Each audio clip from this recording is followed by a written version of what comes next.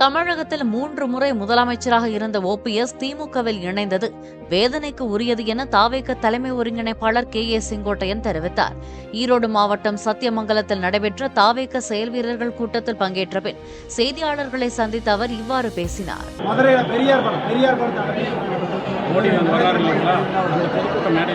பொதுவாக நம் கொள்கை தலைவர் பெரியார்,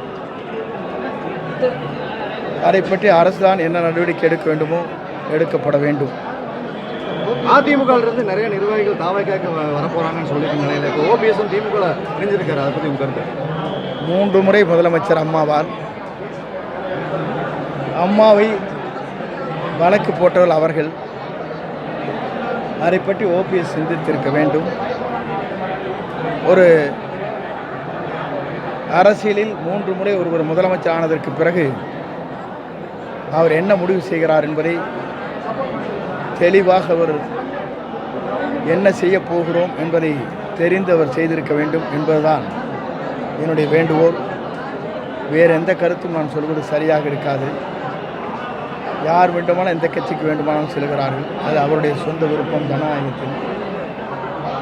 ஆகவே 3 முறை ஒரு முதலமைச்சர் ஆனவர் அம்மா வயது முழக்க தொடர்ந்த அந்த இயக்கத்தில் இணைவது என்பது வேதனைக்குரிய ஒன்று.